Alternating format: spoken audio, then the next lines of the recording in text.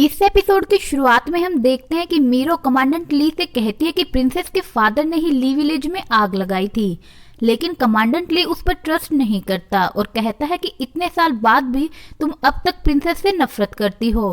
तब मीरो कहती है कि ऐसा नहीं है, मेरे पास एविडेंस है जो आपको सब कुछ सच सच बता देगी। तब मीरो उसी औरत को बुलाती है जिसने सबको सब कुछ बताया था। वो औरत कमांडेंट ली को सारी बात बताती है और वहां से चली जाती है। तब कमांडेंट ली कहता है कि इस बात से ये प्रूव नहीं होता कि वो बुक प्रिंसेस के फादर ने रानी को लाकर दी थी, और ना ही इस बात से ये प्रूव होता है कि ली विलेज में आग प्रिंसेस के फादर ने ही लगाई थी। तब मीरो कहती है कि मैंने रिकॉर्ड चेक किए हैं, जब ली विलेज में आग लगी थी उसी डेट के अराउंड रानी ने उस बुक को राजा को गिफ्ट किया था। इतने सारे कोइंसिडेंस एक साथ कैसे हो सकते हैं? इसका मतलब तो यही है कि उन्होंने ही ली विलेज में आग लगाई थी। ये सुनकर कमांडेंट ली वहां से चला जाता है। इसके बाद हम जाओ शाओ को देखते हैं जो कि एक रेस्टोरेंट में बैठा हुआ होता है और उसके पास मीरो आती है और उससे बात करने की कोशिश करती है, लेकिन जाओ शाओ उससे बात नहीं करता और वहां से जाने लगता है। तब मीरो कहते हैं कि मुझे पता है कि तुम सुप्रीम बुक को ढूंढ रहे हो और चिंगी रानी इसमें तुम्हारी मदद कर सकती है। तब जाओ शाओ कहता है कि मुझे नहीं लगता कि चिंगी रानी को इस बारे में कुछ भी पता है। तब मीरो कहती है कि क्या होगा अगर मैं तुमसे कहूँ कि ये सब प्रिंसेस बाउनिंग से रिलेटेड है। ये सुनकर जाओ शाओ वहीं पर रुक जाता है। इसके बाद हम जाओ शाओ और चिंगी को देखते हैं जहां पर चिंगी जाओ शाओ को सारी बात बताती है और कहती है कि अगर कमांडेंट ली को ये बात पता चल गई कि उसकी वाइफ को मारने वाला प्रिंसेस का फादर था तो वो लीशन और बाउनिंग को साथ नहीं रहने देगा और लीशन और बाउनिंग दोनों दुश्मन बन जाएंगे, जिससे तुम्हें बाउनिंग को अपना बनाने का चांस मिल जाएगा। मुझे पता है कि तुम बाउनिंग से बहुत ज्यादा प्यार करते हो, तुम महल में जो कुछ भी करना चाहते हो मैं तुम्हें सपोर्ट करूंगी। तब जाओ शाओ चिंगी को थैंक यू कहता है और कहता है कि अब मैं सीक्रेटली बिंजाओ जाऊंगा और मैं चाहता हूँ कि आप इस बारे में किसी को भी कुछ ना पता चलने दे। तब चिंगी कहती है कि ठीक है, तुम चिंता मत करो। इसके बाद चिंगी एक आदमी को जाओ शाओ के साथ भेजती है और कहती है कि ये एक सीक्रेट सैनिक है, ये पहले रानी के लिए काम करता था लेकिन रानी के मरने के बाद अब ये मेरे लिए काम करता है और अब से ये तुम्हारे साथ रहेगा और तुम्हारी हेल्प करेगा। जाओ शाओ उस सोल्जर के साथ चिंगी से मिलकर बाहर आ जाता है। अब जाओ शाओ अपने मेन सर्वेंट के साथ बातें कर रहा होता है। तब जाओ शाओ का सर्वेंट उससे पूछता है कि जो चिंगी रानी ने आपके साथ इस सर्वेंट को भेजा है क्या हम उस पर ट्रस्ट कर सकते हैं? तब जाओ शाओ कहता है कि इसे चिंगी रानी ने अपना जासूस बनाकर भेजा है और मौका पाकर मैं इसे छुटकारा पा लूंगा। फिलहाल मुझे बिंजाओ जाना है, मैंने ट्रेजर रूम में देख लिया है और सुप्रीम बुक वहां पर नहीं है, तो इसका मतलब है कि वो बुक जरूर बाउनिंग के पास ही होगी। और इतना कहते हुए जाओ शाओ सोचने लगता है कि अगर चिंगी सच कह रही है तो ली फैमिली बाउनिंग को बिल्कुल भी टॉलरेट नहीं करेगी और शायद बाउनिंग को अपना बनाने का यही मौका है। इसके बाद हम लीशन और बाउनिंग को देखते हैं जहाँ पर लीशन कमरे में होता है और बाउनिंग को अवॉइड कर रहा होता है, क्योंकि जब से लीशन को पता चला है कि वो जेड का पेंडेंट बाउनिंग के फादर का है उसे लग रहा होता है कि उसी ने लीशन की माँ को मारा होगा। वहीं बाहर बाउनिंग उसके लिए खाना लेकर आती है लेकिन लीशन खाना नहीं खाता। बाउनिंग को समझ नहीं आता कि लीशन को क्या हुआ है। इसके बाद हम जाओ शाओ को देखते हैं जो कि बिंजाओ पहुंच जाता है और जिन शाओ के फादर कमांडेंट जिन को मिलने के लिए एक रेस्टोरेंट में बुलाता है, जहां पर जाओ शाओ लीशन को नीचे गिराने के लिए कमांडेंट जिन के साथ एक डील करता है। अब कमांडेंट जिन के जाने के बाद जाओ शाओ चिंगी के सर्वेंट से कहता है कि मैंने सुना है कि बिंजाओ में किसी मैजिकल वेपन को देखा गया है और क्योंकि मैं यहाँ गुप्त तरीके से आया हूँ इसलिए मैं यहाँ पर ज्यादा दिन तक नहीं रह सकता, इसलिए मैं चाहता हूँ कि तुम यहाँ रहकर मेरे लिए उस मैजिकल वेपन के बारे में पता करो और पता करो कि क्या ये बात सच है। इस तरह जाओ शाओ चिंगी के उस सर्वेंट से अपना पीछा छुड़वा लेता है। इसके बाद हम बाउनिंग को उसके रूम में बैठा हुआ देखते हैं। तभी बाउनिंग की मेट चिंका उसे बताती है कि लीशन पवेलियन गया है जहां पर लड़कियां डांस करती हैं। ये सुनकर बाउनिंग भी उसी जगह जाती है। लीशन उस समय वहां पर शराब पी रहा होता है और एक लड़की उसे प्यार से शराब पिला रही होती है।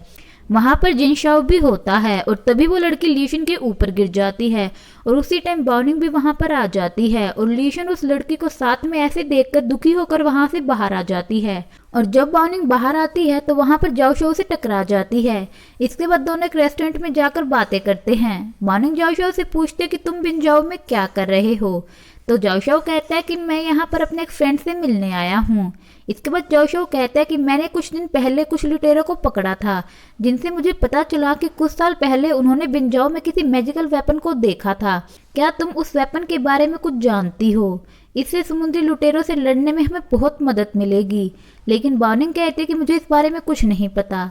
इसके बाद बाउनिंग तबीयत खराब होने का बहाना बनाकर वहां से चली जाती है। अब घर आकर बाउनिंग सोचने लगती है कि जोशो यहाँ पर सुप्रीम बुक को ढूंढने आया है, मुझे इस बारे में लीशन को बताना होगा। तभी बाहर लीशन आ जाता है जो कि बहुत ही नशे में होता है।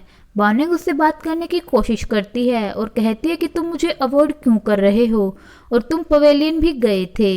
लीशन कुछ कहता इससे पहले ही वहां पर चिंका आ जाती है और कहती है कि आप दोनों को कमांडेंट ली ने अपने रूम में बुलाया है। इसके बाद दोनों कमांडेंट ली के पास जाते हैं। कमांडेंट ली उनसे कहता है कि तुम्हें पता है कि ली विलेज में आग किसने लगाई थी? इतने सालों में मैंने उस आदमी का पता लगाने की बहुत कोशिश की लेकिन मैं नहीं लगा पाया और आज उसी इंसान की बेटी मेरे बेटे की वाइफ है। तब बाउनिंग कहती है कि आपका मतलब है कि मेरे फादर ने ली विलेज में आग लगाई थी। आप बिना किसी एविडेंस के मेरे फादर पर कैसे इल्जाम लगा सकते हैं? तब कमांडेंट कहता है कि मैं ये सब बिना एविडेंस के नहीं बोल रहा हूँ। रानी की मेड ने मुझे खुद बताया कि रानी ने तुम्हारे फादर को सुप्रीम बुक हासिल करने के लिए भेजा था और उसी के बाद ली विलेज खत्म हो गया। तब बाउनिंग कहती है कि सिर्फ उस मेड के कहने से आपको लगता है कि मेरे फादर ने सब किया है। तभी बाउनिंग लीशन की तरफ देखते हुए कहती है कि इसका मतलब तुम मुझे इसलिए अवॉइड कर रहे थे क्योंकि तुम्हें भी लगता है कि मेरे फादर ने तुम्हारी माँ को मारा था। तब लीशन कहता है कि जो जेड का पेंडेंट तुमने मुझे दिया था उस पेंडेंट को मैंने बचपन में उस आदमी के पास देखा था जो कि मेरी माँ से बहुत बुरी तरह से लड़ाई कर रहा था और उसी रात के बाद सब खत्म हो गया। तब बाउनिंग रोते हुए लीशन से कहती है कि अगर मैं कहूँ कि मेरे फादर ने ये सब नहीं किया है तो क्या तुम मुझ पर विश्वास करोगे? लेकिन लीशन कुछ नहीं बोलता। तभी कमांडेंट गुस्से से कहता है कि तुम्हारे फादर ने मेरी वाइफ को मारा था इसलिए अब से हम दोनों दुश्मन हैं और तुम अब लीशन के साथ नहीं रह सकती, तुम्हें यहाँ से जाना होगा। बाउनिंग रोते हुए लीशन की तरफ देखते हुए वहां से चली जाती है। बाउनिंग के जाते ही कमांडेंट ली लीशन से कहता है कि अभी बाउनिंग को डिवोर्स देकर उसे यहाँ से भेज दो। तब लीशन कहता है कि सिर्फ एक पेंडेंट से ये प्रूव नहीं होता कि बाउनिंग के फादर ही मर्डर हैं और प्लीज आप मेरे और बाउनिंग के बीच मत आइए, हमें साथ रहने दीजिए। लेकिन कमांडेंट गुस्से से लीशन के हाथ से वो पेंडेंट लेकर वहां से चला जाता है। अब जब लीशन अपने रूम में आता है तो बाउनिंग अपना सामान पैक कर रही होती है। तब लीशन उससे कहता है कि तुम क्या कर रही हो? तब बाउनिंग कहते हैं कि तुम्हें लगता है कि मेरे फादर मर्डरर हैं इसलिए मैं यहाँ से वापस कैपिटल जा रही हूँ। तब लीशन कहता है कि मैं तुम्हें यहाँ से कहीं नहीं जाने दूंगा, लेकिन बाउनिंग नहीं मानती। तब लीशन रूम से बाहर आते हुए रूम के बाहर गार्ड तैनात कर देता है और गार्ड से कहता है कि मेरी परमिशन के बिना रूम से किसी को भी बाहर ना जाने दिया जाए। इसके बाद हम देखते हैं कि ली डोंगची को जब ये खबर मिलती है तो वो अपने फादर कमांडेंट ली के पास आती है और अपने फादर को समझाने की कोशिश करती है कि अभी तक पूरा सच सामने नहीं आया है इसलिए हमें प्रिंसेस पर इल्जाम नहीं लगाना चाहिए और उन्हें घर से बाहर नहीं निकालना चाहिए। लेकिन कमांडेंट ली डोंगची पर गुस्सा करने लगता है और ली डोंगची वहां से भाग जाती है। इसके बाद हम देखते हैं कि जिनशाओ बिंजाओ आया हुआ होता है और एक रेस्टोरेंट में बैठकर ड्रिंक कर रहा होता है और मिस डोंग भी वहीं पर होती है और जिनशाओ को देखकर उसके पास आती है और दोनों बातें करने लगते हैं। और बातों ही बातों में जिनशाओ मिस डोंग से कहता है कि 5 साल पहले जब हम मिले थे तो तुमने मुझसे कहा था कि तुम्हारा एक स्टोर कैपिटल में भी है और तुम वहां कभी कभार जाती भी हो। तब मिस डोंग उसकी बात को टाल देती है क्योंकि एक बार मिस डोंग जिनशाओ से मिलने वहां गई थी लेकिन बहुत देर वेट करने के बाद भी वो उससे नहीं मिल पाती। इसके बाद मिस डोंग जिनशाओ के साथ थोड़ा फ्लर्ट करने लगती है। तब जिनशाओ थोड़ा नर्वस हो जाता है और कहता है कि हम दोनों तो फ्रेंड्स हैं। ये बात सुनकर मिस डोंग थोड़ा उदास होते हुए वहां से चली जाती है। इसके बाद हम बाउनिंग को देखते हैं जो कि अपने रूम में उदास बैठी हुई होती है और कुछ भी नहीं खा रही होती इसलिए लीशन बाउनिंग के लिए खाना लेकर आता है और उसे बाउनिंग को खिलाने की कोशिश करता है। बाउनिंग लीशन से पूछती है कि क्या तुम मुझ पर और मेरी फैमिली पर विश्वास करते हो? तब लीशन कुछ नहीं कहता इसलिए बाउनिंग गुस्सा करते हुए कहती है कि तुम अब भी मुझ पर विश्वास नहीं करते और इतना कहकर वो खाने को फेंक देती है और कहती है कि मैं तुमसे नफरत करती हूँ। लीशन कहता है कि अगर तुम्हें इससे खुशी मिलती है तो ठीक है और इतना कहकर वहां से चला जाता है। अब रात में लीशन बाउनिंग के सो जाने के बाद चुपके से बाउनिंग के रूम में आता है और उसके पास बैठ जाता है और कहता है कि मुझे पता है कि मैं तुम्हें बहुत परेशान कर रहा हूँ।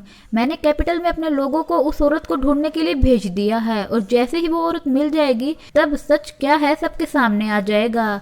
इसके बाद जब नेक्स्ट डे बार्निंग उठकर बाहर जाने की कोशिश करती है तो गार्ड उसे रोक देता है और कहता है कि लीशन ने आपको बाहर जाने से मना किया है। तब बार्निंग उन पर गुस्सा करते हुए कहती है कि रूम में मैं बहुत ही डिप्रेस्ड फील कर रही हूँ, इसलिए मैं बाहर जाकर कुछ सुनना चाहती हूँ। लेकिन वो गार्ड बार्निंग को बाहर नहीं जाने देते। तब बार्निंग कहती है कि ठीक है, तुम एक काम करो, कुछ गाना बजाने वाली लेडीज को यहीं पर ले आओ। तब एक गार्ड ओपेरा बजाने वाली एक औरत को बार्निंग के पास ले आता है। वहीं दूसरी तरफ हम देखते हैं कि जिनशाओ अपने फादर के कहने पर एक लड़की से मिलने आता है जो कि बहुत ही मोटी होती है और उसी जगह पर मिस डोंग भी एक लड़के से मिलने आती है।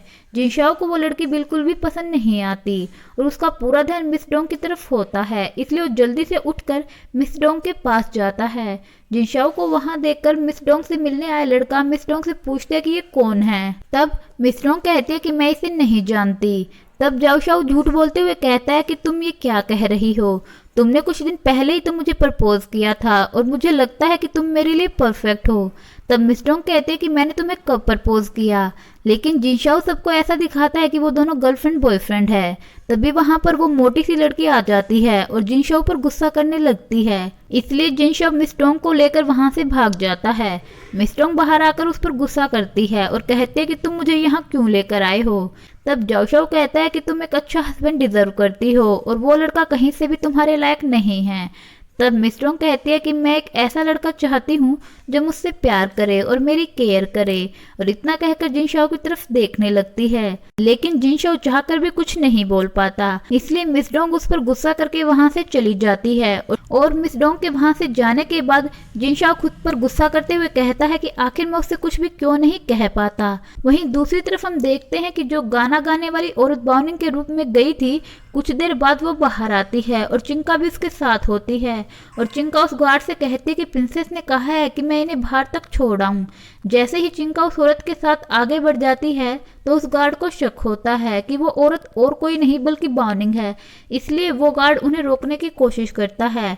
लेकिन तब तक चिंका उस औरत के साथ वहां से जा चुकी होती है, इसलिए वो गार्ड जल्दी से बार्निंग के रूम में आकर देखता है, लेकिन वहां पर कोई भी नहीं होता और वो आदमी सबको बाहर आकर बताता है कि प्रिंसेस गायब हो गई हैं। इसलिए एक आदमी जाकर लीशन को सारी बात बताता है और कहता है कि प्रिंसेस भाग गई है। ये सुनकर लीशन उस गार्ड को ऑर्डर देता है और कहता है कि अभी जाकर पूरी सिटी को लॉक कर दो और बिना मेरी परमिशन के कोई भी बाहर ना जा सके। और यहीं पर ये एपिसोड खत्म हो जाता है। अगर आपको ये एपिसोड पसंद आया तो मेरे चैनल को सब्सक्राइब कीजिए और मेरी वीडियो को लाइक कीजिए। Thank you.